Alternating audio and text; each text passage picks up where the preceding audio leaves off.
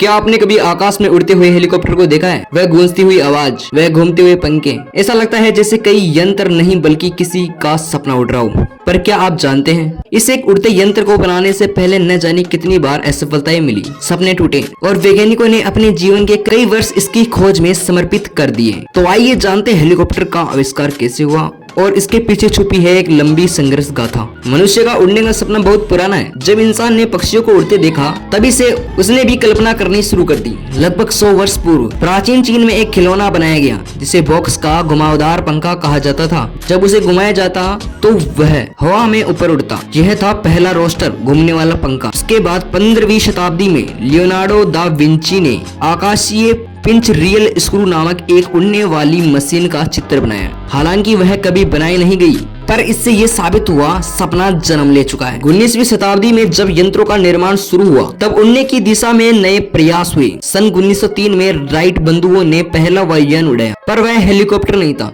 Helicopter से अपेक्षा थी कि वह सीधा ऊपर उठ सके, स्थिर रह सके, बिना लंबे रनवे के उड़ सके, लेकिन यह कहना बहुत कठिन था। मुख्य समस्या ये थी, ऊपर घूमने वाले पंखों को संतुलित में कैसा रखा जाए, पूरी मशीन को हल्का और शक्तिशाली कैसे बनाया जाए, उसे चलाने के लिए उपयुक्त इंजन कैसे तैयार किया जाए। सन 1907 में पॉल कॉन्ड्यू ने फ्रांस में पहली बार एक हेलीकॉप्टर को कुछ समय के लिए ऊपर उठाया, लेकिन वह बहुत अस्थिर था और ज्यादा ऊंचाई तक नहीं जा सका। 1919 में राउल पतेसार दे पेशेकारा ने एक और उड़ान मशीन बनाई, लेकिन वह जमीन से थोड़ा ऊपर उठ पाई। हर बार विज्ञान यही करता रहा, आकाश हमारा है पर राह आसान नहीं। एक ऐसा नाम जिसने सबको बदल दिया, इगोर सिकोस्की, जो रूस में जन्मे और बाद में अमेरिका चले गए। उन्होंने कहा, यदि कोई सपना आपको डराता है तो समझिए वही सपना सबसे बड़ा होता है। इगोर ने हेलीकॉप्टर के कई प्रारूप बनाए पर बार बार असफलता मिली। लोग हंसते थे, कहते यह उड़ने वाली नहीं गिरने वाली मशीन, पर उन्होंने हार नहीं मानी। वे बार बार प्रयास करते रहे। सिर्फ इगोर सिकोस्की ही नहीं,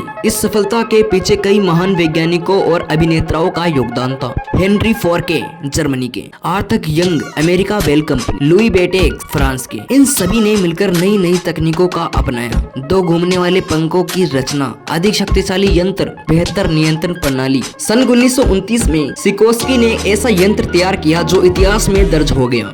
BS-300 विस BS-300। यह सीधे ऊपर उठा, हवा में स्थिर रहा और एक मनुष्य को लेकर उड़ सका। इस यंत्र में 3 घूमने वाले पंखे थे, एक ऊपर और 2 पीछे संतुलित बनाए रखने के लिए। इगोर सिकोस्की ने सिद्ध कर दिया, अगर संकल्प दर्द हो तो लोहे को भी उड़ाया जा सकता है। इसलिए याद रखिए, कोई भी सपना असंभव नहीं होता। अगर आप प्रयास करना ना छोड़े, एक दिन वही सपना उड़ान बन जाता है। आज हेलीकॉप्टर सिर्फ सैनिक उपयोग तक सीमित नहीं है। अस्पतालों में, पुलिस कार्यों में, बचाव अभियानों में, प्राकृतिक आपदाओं में और यहाँ तक कि पर्यटन, चलचित्र और समाचारों में भी प्रयोग किए जाते हैं।